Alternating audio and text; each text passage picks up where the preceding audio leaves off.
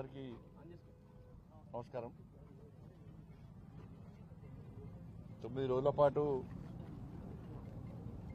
దేశవ్యాప్తంగా ఇతర దేశాల్లో కూడా హిందువులందరూ ఒక పవిత్రమైనటువంటి ఒక శక్తివంతమైన పండుగ భావించేటువంటి విఘ్నేశ్వర నవరాత్రి ఉత్సవాలు చాలా బ్రహ్మాండంగా ఘనంగా ఒక భక్తియుత ధార్మిక వాతావరణంలో నిర్వహిస్తూ ఉన్నారు. గతంలో కంటే ఈసారి ఇంకా ఎక్కువ మంటపాలైనాయి. గతంలో బస్తీలలో పెట్టుకోవడమే కాకుండా ఇవాళ కొన్ని అపార్ట్మెంట్స్లో కానీ కొన్ని ఇళ్లలో కూడా ఇవాళ నవరాత్రి ఉత్సవాలను ఘనంగా నడుపుకునేటువంటి వాతావరణం ఉంది. ముఖ్యంగా కరీంనగర్ ఉమ్మడి జిల్లాలో కూడా ఈ కరీంనగర్ పార్లమెంటు పరిధిలో కూడా వాళ్ళ కొత్త యూత్ చిన్న పిల్లలు కూడా వాళ్ళ బస్తీలో చిన్న వినాయకులను ప్రతిష్ఠ చేసుకొని పూజలు కూడా ఘనంగా నిర్వహిస్తున్నారు, బ్రహ్మాండంగా నిర్వహిస్తున్నారు. ఇటువంటి వాతావరణం నిర్మాణం కావాలి.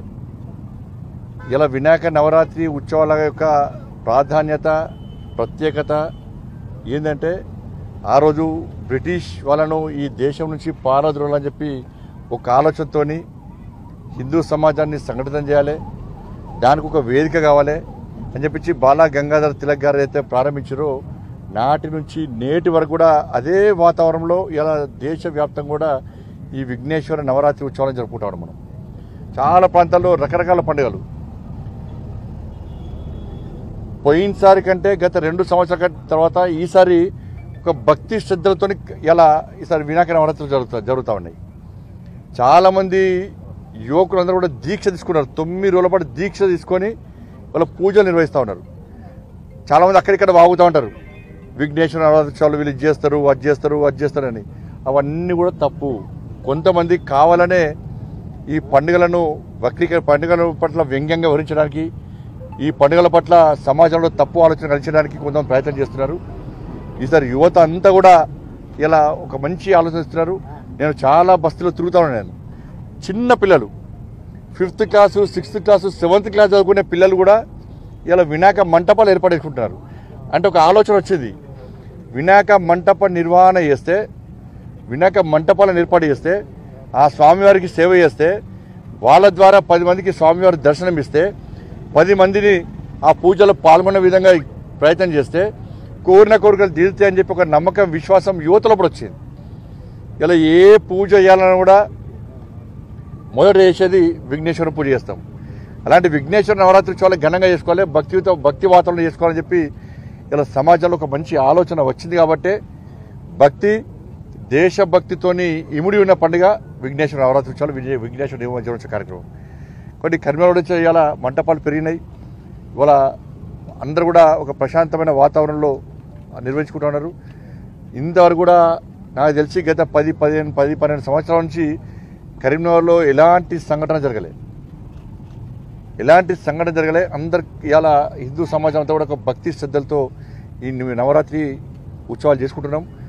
ఎక్కడ ఎలాంటి ఇబ్బంది లేకుండా చేసుకుంటున్నాం. ఆ స్వామివారి ఆశీర్వాదంతో చేసుకుంటున్నాం. రేపు నిమజ్జనోత్సవ కార్యక్రమము కరీంనగర్ జిల్లాలో ఉంది, ఈ పార్లమెంట్ పరిధిలో ఉంది. ఆ ఏర్పాట్ల కోసమనే ఈరోజు మానకొండూరు చింతకుంటలో పనులను పర్యవేక్షించడానికి రావడం జరిగింది. మొన్ననే గౌరవ కలెక్టర్ గారు, గౌరవ సిపి గారు, ఇతర అధికారులందరూ కూడా ఈ ప్రాంతాన్ని పరిశీలించి అన్ని ఏర్పాట్లను వాళ్ళు చేస్తూ ఉన్నారు.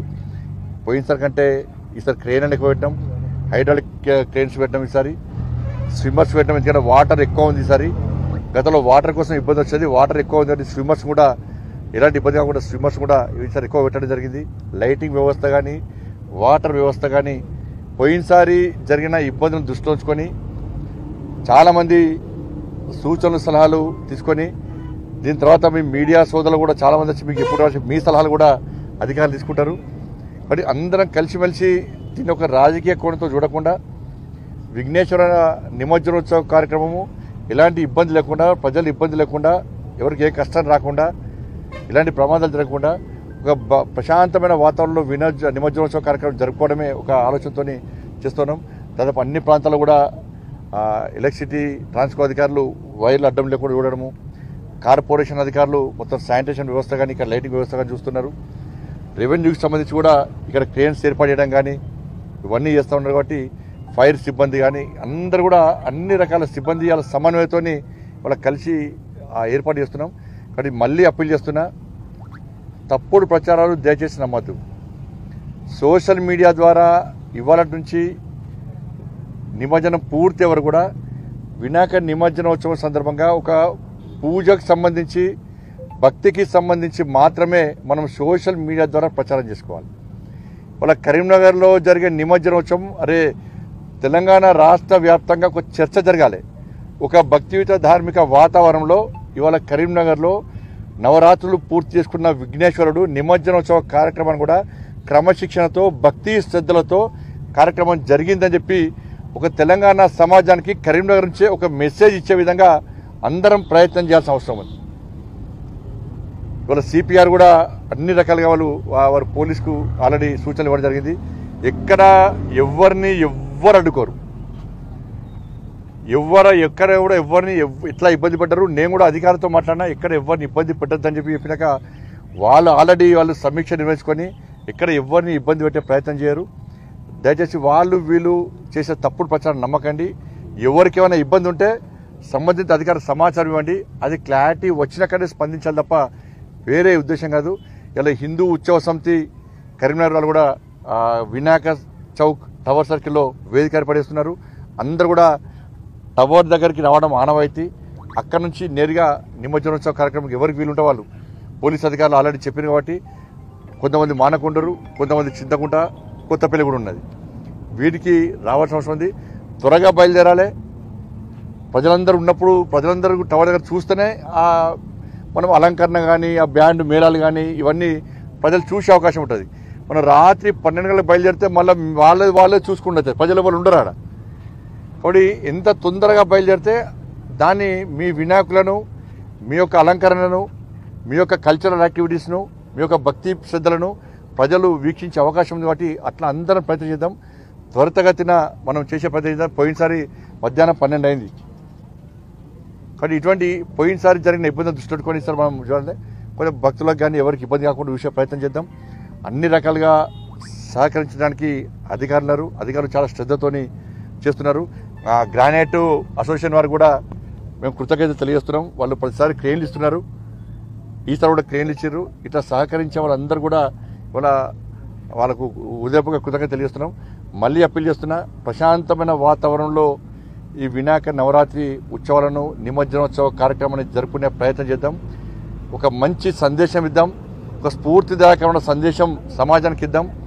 కరీంనగర్ అనేది సమాజానికి వేదిక. హిందువులందరూ భక్తి శ్రద్ధలతోని వినాయక నిమజ్జనోత్సవం జరుపుకుంటారని చెప్పి ఒక చర్చ ఉంది. గతంలో అదే విధంగా జరిగింది. దాన్ని ఈసారి కూడా అదే సాంప్రదాయాన్ని కొనసాగించే ప్రయత్నం చేద్దాం. అందరికీ నమస్కారాలు.